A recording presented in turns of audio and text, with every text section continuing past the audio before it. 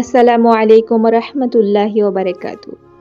আমরা সবাই জীবনে কোনো না কোনো সময় এই প্রশ্নটা করেছি।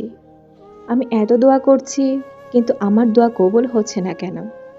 আসলে বিষয়টা কি সত্যিই এমন? নাকি আমরা দোয়া কবুল হওয়ার অর্থটাই ঠিকমতো বুঝতে পারিনি?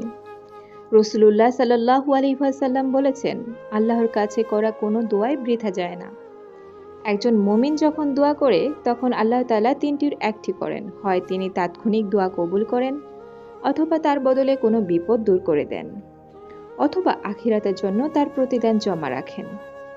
তাহলে প্রশ্ন হলো, কেন আমাদের মনে হয় দোয়া কবুল হচ্ছে না? প্রথম কারণ গুনাহ। যখন একজন মানুষ বারবার গুনাহ করে তওবা করে না, তখন সেই গুনাহ তার অন্তরকে কঠিন করে দেয়। আল্লাহ তাআলা অবশ্যই পরম দয়ালু, কিন্তু গুনাহের উপর অটল থেকে দোয়া করলে তা কবুল হওয়ার পথে বাধা হতে পারে। তাই দোয়ার আগে আন্তরিক তওবা করা খুবই গুরুত্বপূর্ণ। দ্বিতীয় কারণ হারাম উপার্জন। রাসূলুল্লাহ সাল্লাল্লাহু আলাইহি ওয়াসাল্লাম এমন একজন ব্যক্তির কথা বলেছেন, যিনি দীর্ঘ সফরে এলোমেলো চুলে দুই হাত তুলে আল্লাহকে ডেকেছেন।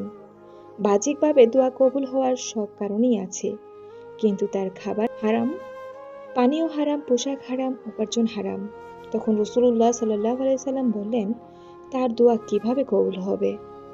এটা আমাদের জন্য বড় শিক্ষা। আমরা যদি চাই দোয়া কবুল হোক, তাহলে আমাদের উপার্জন হালাল করা অবশ্যই জরুরি। তৃতীয় কারণ তাড়াহুড়া করা। অনেকেই বলেন, আমি তো অনেক দিন ধরে দোয়া করছি, কিছুই হচ্ছে না।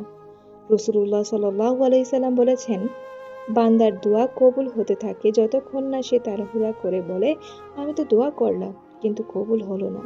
অর্থাৎ ধৈর্য দোয়ার একটি গুরুত্বপূর্ণ অংশ। চতুর্থ কারণ দোয়ার আদব না মানা। দোয়া শুরু করা আল্লাহর প্রশংসা দিয়ে, নবী করিম সাল্লাল্লাহু আলাইহি ওয়াসাল্লামের উপর দরুদ পাঠ করা, বিনয় ও একাগ্রতার সঙ্গে দোয়া করা, এসব দোয়া কবুলের গুরুত্বপূর্ণ আদব। শুধু মুখে বলা নয়, অন্তর থেকে আল্লাহর উপর পূর্ণ ভরসা রাখতে হবে। সর্বশেষে একটি বিষয় মনে রাখুন, আল্লাহ কখনো তার বান্দাকে অবহেলা করেন না। কখনো তিনি সঙ্গে সঙ্গে দেন, কখনো অপেক্ষা করান, আবার কখনো কখনো এমন কিছু দেন যা আমরা চেয়েছিলাম তার চেয়ে উত্তম। আজ যে দোয়া কবুল হচ্ছে না বলে আপনি কষ্ট পাচ্ছেন, হয়তো সেটি আপনার জন্য কল্যাণকর নয়, কারণ আল্লাহ তাআলা আমাদের চেয়ে আমাদের ভালোটা বেশি জানেন। তাই দোয়া করা বন্ধ করবেন না। গুনাহ থেকে ফিরে আসুন, হালাল উপার্জনের চেষ্টা করুন, ধৈর্য ধরুন এবং আল্লাহর উপর ভরসা রাখুন। আল্লাহ তাআলা আমাদের সবাইকে এমন দোয়া করা তৌফিক দিন যা তিনি ভালোবাসেন এবং আমাদের দোয়াগুলো কবুল করে নিন। আমিন।